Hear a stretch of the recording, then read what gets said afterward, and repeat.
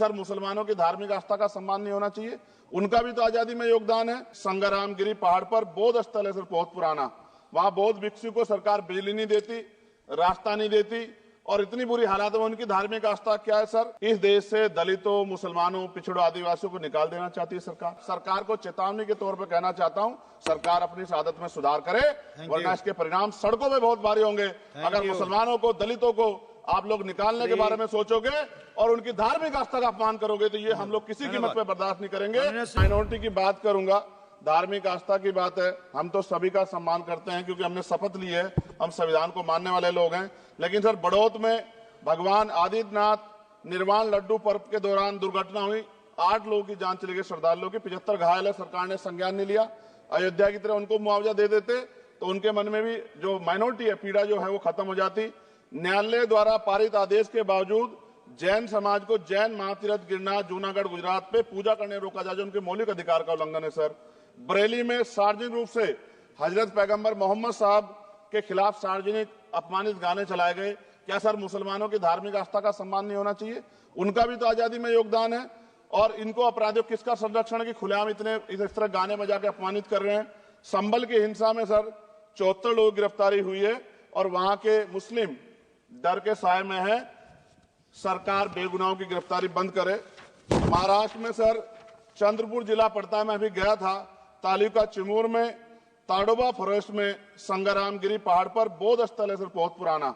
वहां बौद्ध भिक्षु को सरकार बिजली नहीं देती, रास्ता नहीं देती, और इतनी बुरी हालात में उनकी धार्मिक आस्था क्या है सर?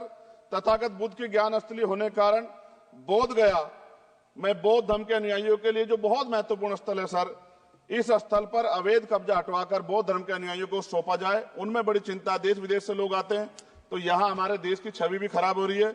और अभी 12 फरवरी को सदगुरु रविदास जी महाराज की जयंती है और 14 अप्रैल को बाबा साहब अम्बेडकर की, 11 अप्रैल को राष्ट्रपिता ज्योतिबा फुले। इनको मानने वाले लोग नए कार्यक्रम करना चाहते हैं। अभी जिस विचार की सरकार है सर, वो तो कोई कार्यक्रम कर लें, लेकिन अगर ये कार्यक्रम करना चाहते हैं तो इनको कोई छूट नहीं है और नई परमिशन नहीं मिल रही। खत्म करूंगा सर, अंत में थोड़ा सा और रह गया सर, इसको खत्म करूंगा। लेकिन सर मैं जानना चाहता हूं, क्या सरकारी पैसे पे एक ही धर्म का अधिकार है? दूसरे धर्म के धार्मिक आयोजनों पे अभी कुंभ में 7,500 करोड़ रुपए खर्च किया आपने। आप रविदास जयंती पे कितना खर्च करेंगे? आप 14 अप्रैल को डॉक्टर बाबा साहब अम्बेडकर जिनकी जय जयकार होती है उन पे कितना खर्च करेंगे? और उनके विचारों को आगे बढ़ाने के लिए आप क्या सहयोग करेंगे? ये सवाल बहुत बड़ा है।